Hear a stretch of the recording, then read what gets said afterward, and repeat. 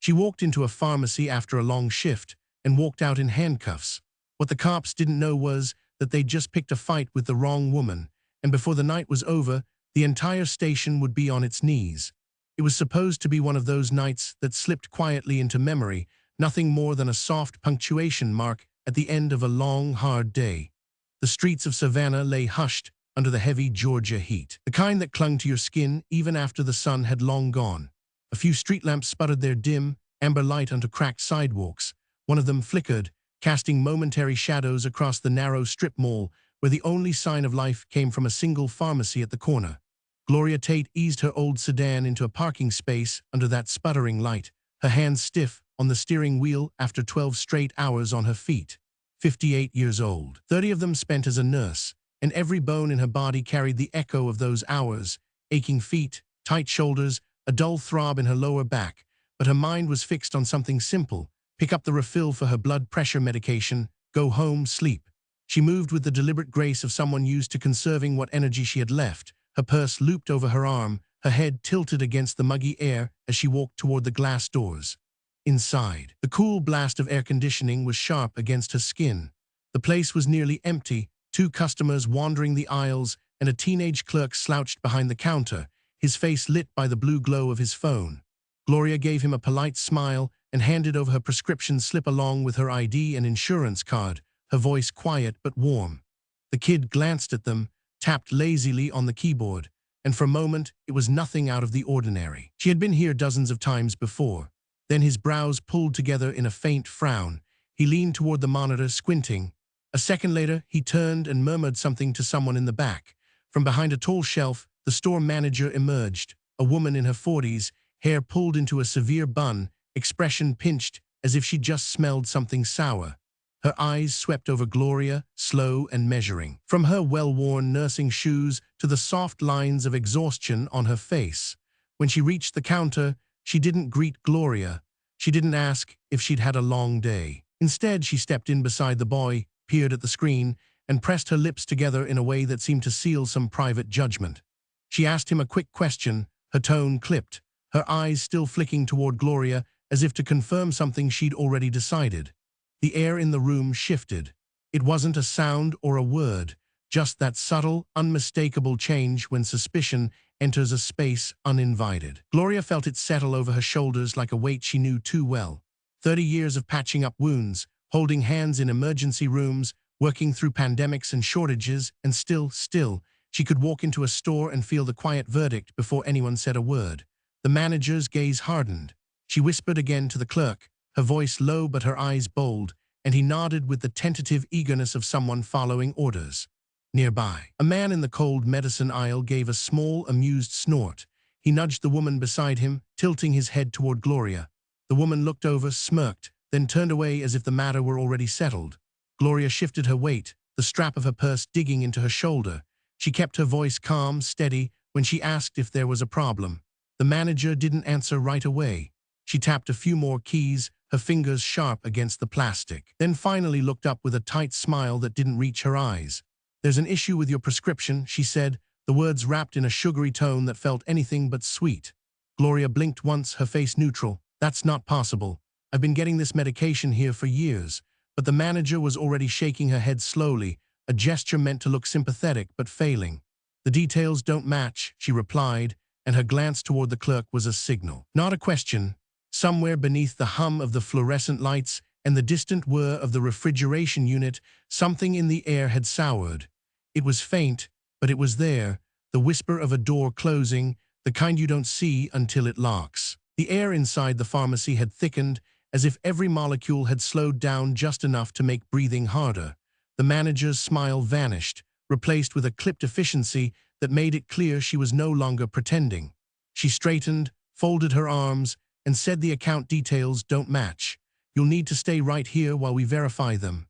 The words were smooth, but the look in her eyes was the same one Gloria had seen in countless waiting rooms when bad news was coming and no one wanted to say it out loud. Gloria opened her mouth to respond, but the woman was already reaching for the phone. Her voice dropped into that exaggerated politeness that always seems reserved for moments when the listener is already presumed guilty. "Just stay put, ma'am. We'll sort this out." She turned slightly, pressing 3 quick numbers, her gaze never leaving Gloria's face. Across the room, one of the customers, a man in a baseball cap, pulled out his phone and tapped the record button. He leaned toward the woman next to him, murmuring low enough that only those nearby could hear, "I'm posting this." The woman smirked, eyes flicking back to Gloria like she was watching a show she'd seen before. Gloria felt the first ripple of heat rise up her neck, that tight knot in her chest winding just a little tighter. But she kept her voice steady. "I have my ID, my insurance card, everything matches." The manager tilted her head like she'd already heard too many excuses in her life and none of them mattered. Moments later, the glass door chimed. 2 police officers stepped inside, the sound of their boots sharp against the tile. Both were white. The first one, tall, broad, hair cropped short, wore a smirk that didn't bother hiding what he thought of the situation. The second, younger and thinner, lingered half a step behind, his eyes flicking around the room like he wasn't sure he wanted to be here. The manager hurried toward them, lowering her voice to an urgent whisper that still carried. "That's her," she said, tipping her head toward Gloria. "Tried to pick up meds with someone else's insurance. Details don't match." The tall one, Officer Coleman, didn't even glance at the computer. He didn't ask for documents. He walked straight toward Gloria, like the verdict had been written before he'd even stepped through the door. "Ma'am," he said, his tone dripping condescension, "I'm going to need you to step outside." Gloria stood her ground. "I haven't done anything wrong." The younger officer, Miller, his name tag read shifted uncomfortably but said nothing. Coleman's jaw tightened. "We can do this the easy way or the hard way." Around them, the small audience had grown still. Someone in the back leaned to get a better view. The man with the phone adjusted his angle, making sure to get everything. Gloria's heart was steady, but her voice was like steel. "I have proof this prescription is mine." Coleman gave a single glance at the documents in her hand, then looked back at her like they were irrelevant. "Step outside." When she didn't move, his hand went to his belt, not for his gun but for the cuffs. The click of metal filled the space between them. Gasps rippled through the store. The woman in the cold medicine aisle pulled her child closer. A man by the door muttered under his breath, shaking his head. Gloria didn't resist. She knew resistance was what they were waiting for. She held her head high as Coleman grabbed her wrist, the cold bite of the cuffs locking around her skin. The recording phone caught every second, the sharp snap of metal, the way she was turned toward the door, the deliberate march toward the exit. The murmurs followed them out, a mix of disbelief, satisfaction, and quiet outrage. Somewhere in that chorus of voices, the quiet buzz of a notification went off. The video was already leaving this room. The station smelled of bleach and stale coffee, a sharp chemical tang that seemed to coat the back of the throat. The floor was scuffed linoleum, dulled from years of boots and dragged chairs. Overhead, fluorescent tubes buzzed and flickered, throwing uneven light that made every shadow look longer than it should. Coleman's grip on Gloria's arm was firm but not violent, the kind of practiced hold meant to keep her moving without leaving a mark.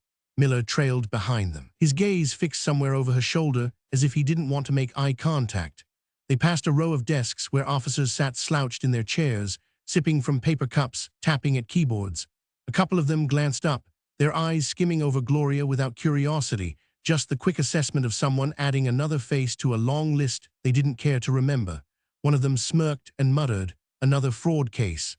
His partner chuckled under his breath, the sound dry and dismissive, like they were talking about the weather. The words slid past Gloria's ears, but they landed heavy in her chest. Coleman steered her toward the booking desk, where a tired-looking sergeant barely glanced up from his paperwork before pushing a form toward Coleman. Name, age, race. Coleman filled it in quickly, his handwriting careless, the pen scratching hard against the paper. Gloria stood still, her wrists still locked in metal, feeling the faint pulse of blood pressing against the cuffs. She could have spoken then, could have demanded to see a lawyer, but the truth was already clear in their eyes. Nothing she said here would matter. As the sergeant moved to process her, Coleman stepped back toward Miller. Their voices were low, meant to be lost under the hum of the lights, but Gloria had spent years in hospital corridors learning to catch words no one wanted her to hear. "Get the report tight," Coleman murmured. "No gaps. No way for them to poke holes." Miller's reply was quieter, but she caught the words Bodycam and dump it. Coleman grunted approval. "We don't need that hanging around. Just make sure it's gone before anyone asks." Gloria's gaze stayed fixed ahead, her face unreadable, but inside something sharp and cold flared to life. They weren't just going to twist the story, they were going to erase it. The sergeant gestured for her to step forward, rolling her fingers onto the ink pad for prints, pressing harder than necessary. The black smudge stained her skin, seeping into the creases of her hands. The camera flash for her mugshot was harsh, blinding her for a second before the light collapsed back into the dull hum of the room. Coleman returned, tapping the booking desk with his knuckles, signaling he was ready to move her along. He led her down a narrow hallway, the air colder here, the walls lined with steel doors. Somewhere down the hall, a phone rang, shrill and unanswered. They stopped at an open cell, bare bench bolted to the wall, toilet in the corner, nothing else. Coleman unclipped the cuffs, the metal scraping lightly against her skin as they came free. He stepped back, smirk still in place. "Sit tight," he said. "We'll figure out what to do with you." He didn't wait for an answer, just turned on his heel and walked away. Miller hesitated at the doorway for half a second, then followed. The door clanged shut, the sound echoing off concrete, sealing her into the dim, humming silence. Gloria sat down slowly, the bench cold through her clothes. She looked at her hands, the faint red marks from the cuffs, the black ink still clinging to her fingertips. She thought about the words she'd overheard, about evidence that might already be vanishing. The walls seemed to press in a little tighter, the hum of the lights a little louder. Somewhere beyond them, the story was already being rewritten, and if they succeeded, no one would ever know what really happened. The cell was so quiet Gloria could hear the second hand on the clock outside ticking in uneven beats. Every now and then, a muffled phone rang somewhere down the hall, followed by a short bark of a voice, but mostly it was just the hum of the fluorescent light above her, steady and low like it was trying to lull her into forgetting where she was. She sat with her back straight on the metal bench, eyes fixed on the door. Not because she expected anything to happen, but because it gave her something to focus on besides the weight pressing in from every side. Then it came. Faint at first, a distant shuffle that could have been anything, but it grew louder, sharper, footsteps. Not the lazy drag she'd heard from board officers passing by, but a steady, deliberate rhythm. Heel to toe, heavy, unhurried, and closing in. The sound seemed to travel through the floor into her bones. Out in the hallway voices shifted. The casual tones replaced with a lower, tighter murmur. She caught the quick scrape of a chair against the floor, the subtle rustle of movement.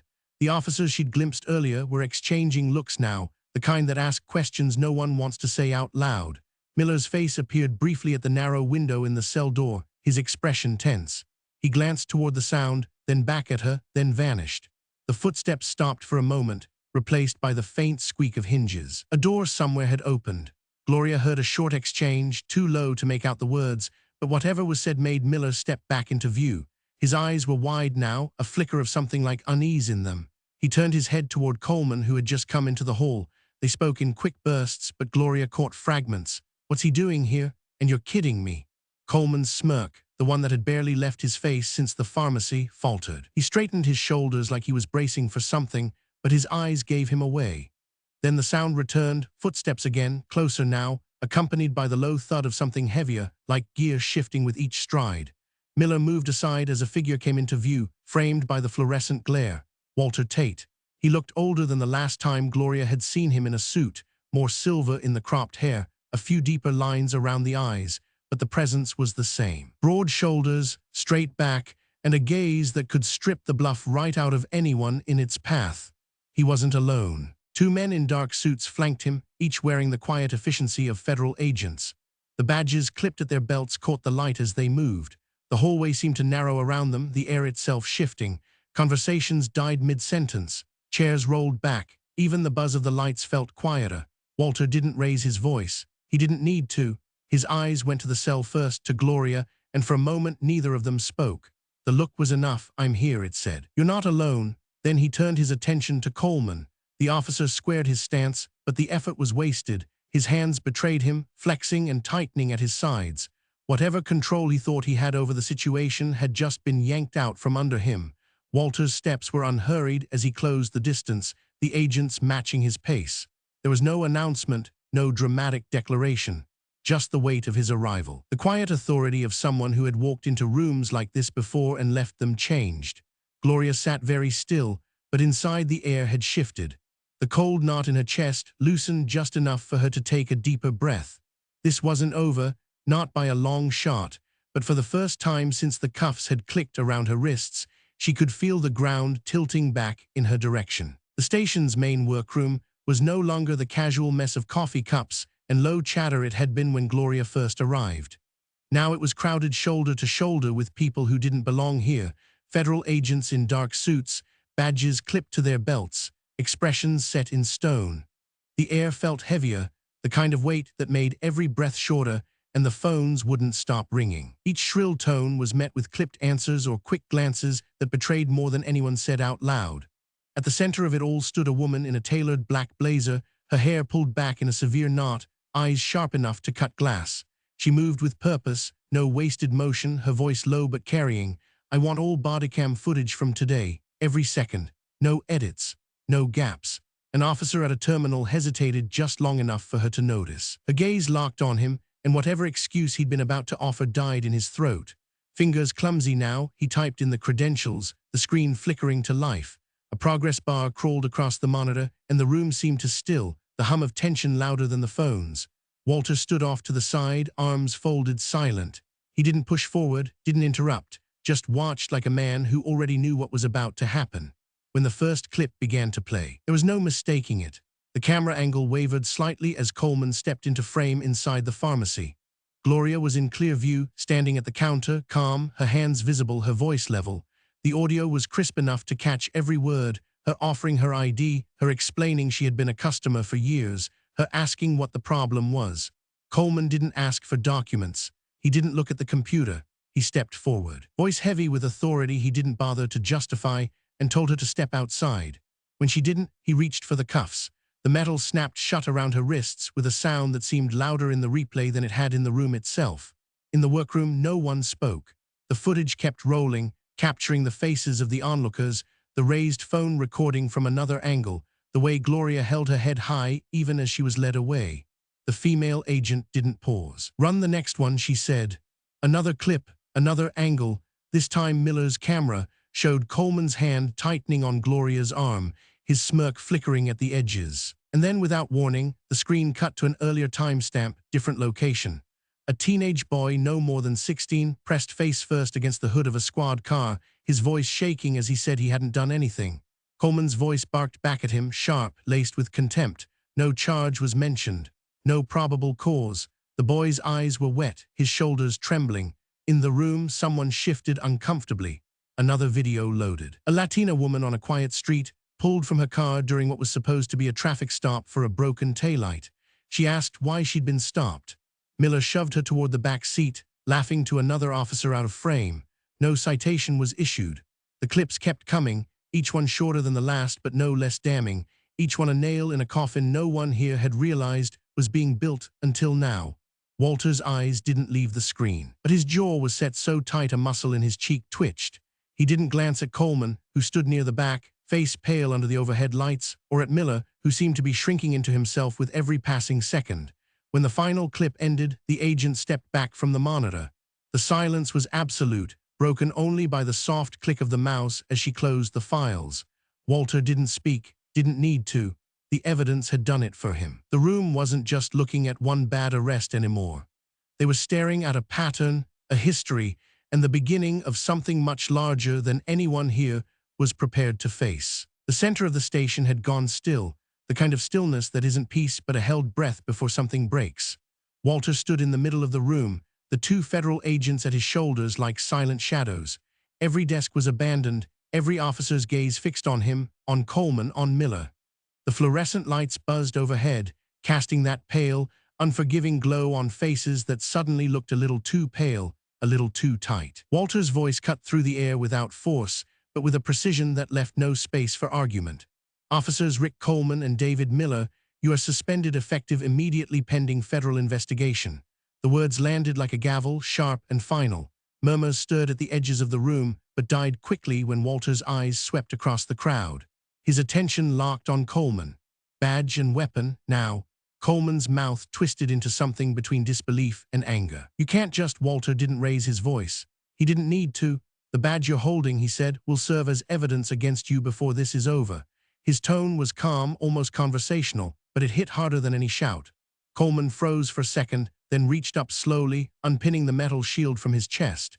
It clinked against the desk when he set it down, louder than it should have been. His gun followed, the metallic scrape of it against the wood cutting through the silence. Miller was next. His hands shook as he removed his badge, placing it down with care, as if gentle handling could change the reality of what was happening. His sidearm was surrendered without a word, his gaze fixed somewhere on the floor. Walter didn't gloat. He didn't smile. He simply nodded once to the agent beside him, who stepped forward to collect the items, slipping them into a black evidence pouch with deliberate movements. "You will cooperate fully with this investigation," Walter said, addressing not just the two men but the entire room, "and you will understand that this is only the beginning." Coleman's eyes snapped up at that, a flicker of something like fear breaking through the anger. Walter stepped closer, closing the distance, until there was nothing between them but the truth neither could dodge. "Federal charges will follow," he said quietly. This room seemed to draw tighter around those words, the weight of them pressing into every corner. No one moved. No one spoke. Outside, the sound of chanting from the growing crowd seeped faintly through the walls, the rhythm of it rising like a drumbeat. Coleman's jaw flexed, but whatever he might have said stayed locked behind his teeth. Walter gave him one last look, a measuring look, cold and unblinking, then turned away. The agents flanked him as he walked toward the door, the air parting for them in tense silence. Behind them, the two disgraced officers stood stripped of their symbols of authority, the reality settling in that the shield they had used as protection would now be the very thing dragging them into court. And for the first time that night, everyone in the room understood this was not the end of the fight. It was the opening move. The community hall smelled faintly of coffee gone cold and the dust of chairs that hadn't been unfolded in months. Metal legs scraped against the floor as people took their seats, the low murmur of voices filling the space. Gloria sat toward the back, hands folded loosely in her lap, watching as one by one, strangers stood to speak. A young man with tired eyes described being pulled over for matching a description and spending a night in jail with no charges filed. Mother recounted being forced out of her car at gunpoint in front of her children over a broken taillight. An older man, his voice trembling but steady, told how a wellness check ended with him on the ground, bruised and bleeding, because an officer felt threatened. The stories poured out, raw and unvarnished, each one a different shape but cut from the same cloth: humiliation, fear, and the quiet rage of knowing the system was built to protect someone else. Gloria listened without moving, the weight of their words settling over her like lead. She felt the old ache in her chest, the one that came when she saw wounds that went deeper than skin.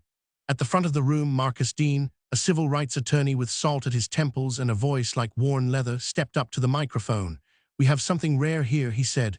"We have witnesses, we have evidence, and we have momentum." He let the last word hang in the air, heavy and deliberate. "We can file a class action lawsuit against the city, against the department, against every officer implicated. We can put every ugly truth under the brightest light." But he continued, scanning the room, "We need someone to stand at the front, someone the public already knows, someone they trust." His gaze found her. Gloria felt the shift in the room as dozens of eyes turned toward her, the attention pressing in like heat. For a moment, she wanted to shrink back, to let the weight fall on someone else's shoulders this time. She knew what it would mean: the cameras, the scrutiny, the counterattacks from people who'd rather see her silent.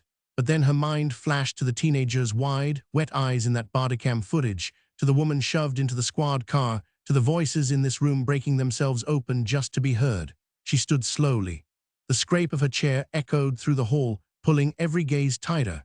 "If they come for me," she said, her voice clear and even, "I will not back down." The words landed like a stone in still water, the ripples moving through the room in a wave of murmurs and nods. Marcus's mouth curved into something small but certain. In that moment, Gloria wasn't just a nurse who'd been wrongfully arrested. She was a banner in the wind, a line in the sand, a promise that someone would carry this fight forward. And the battle that had started in a small pharmacy under flickering lights was now something much larger, something no one in that hall intended to let fade. The courtroom was all hard edges and bright light, the kind that left no shadows for anyone to hide in. The air was thick with a silence so taut it felt like a single word could snap it in two. Gloria sat near the front, her hands folded, her gaze steady on the jury as they filed back into their seats. Coleman and Miller sat at the defense table, suits wrinkled, faces drawn and pale. The foreman stood, verdict slip in hand, his voice carrying clearly across the room. "On the charge of obstruction of justice, guilty. On the charge of falsifying police reports, guilty. On the charge of unlawful arrest and deprivation of civil rights, guilty." Each word hit like a drumbeat, final and undeniable. Coleman's head dropped forward, his shoulders caving in. Miller just stared at the floor, as if willing it to swallow him whole. Gloria didn't move. She let the weight of it settle, not as triumph but as truth finally spoken aloud. The judge thanked the jury, dismissed the court, and the shuffle of bodies began. Papers gathered, chairs scraped, voices rose in low murmurs. Gloria rose slowly, her steps measured as she moved toward the aisle. The cameras outside would be waiting. The questions would come fast, and most of them would miss the point. But as she stepped through the heavy wooden doors into the corridor, she found herself face to face with a man she didn't know. He was older, with weathered hands and eyes that had seen more than they ever should have. He hesitated only a moment before reaching out. "Thank you," he said, his voice rough with something more than age. She clasped his hand firmly, meeting his gaze. "Freedom isn't something they give us," she told him quietly. "I took it back." His grip tightened briefly before he let go, and in that simple exchange, the noise of the hallway seemed to fade. Outside, the courthouse steps were a blaze of sunlight and movement. Reporters clustered at the base, microphones raised. Protesters waved signs, their chants rising in rhythm. Gloria walked down slowly, each step deliberate, the crowd parting for her. Walter was there, waiting, his expression unreadable but his presence steady beside her. The questions flew. "What's next? How does it feel? Do you think this will change anything?" But she didn't answer, not yet. The sunlight was warm on her face, the air sharp with early spring. And somewhere beyond the noise, she could hear the steady beat of a different kind of march. Because this was never just about one verdict or two men losing their badges. It was about something that didn't fit neatly into headlines or court transcripts. It was about dignity, about the simple, unshakable truth that no one gets to take it from you unless you let them. And she hadn't. As she reached the bottom step, she paused, letting her gaze sweep over the crowd, the cameras, the signs. Faces, some strangers, some survivors. There would be more fights ahead, more nights like the one that had started all this. But in that moment, she felt the ground solid beneath her feet, the air filling her lungs like it belonged to her again. She turned toward the street, away from the courthouse, and the people followed, not because she asked them to, but because they knew she would keep walking. If you enjoyed this story, let us know in the comments. And don't forget to like, share, and subscribe for more inspiring stories.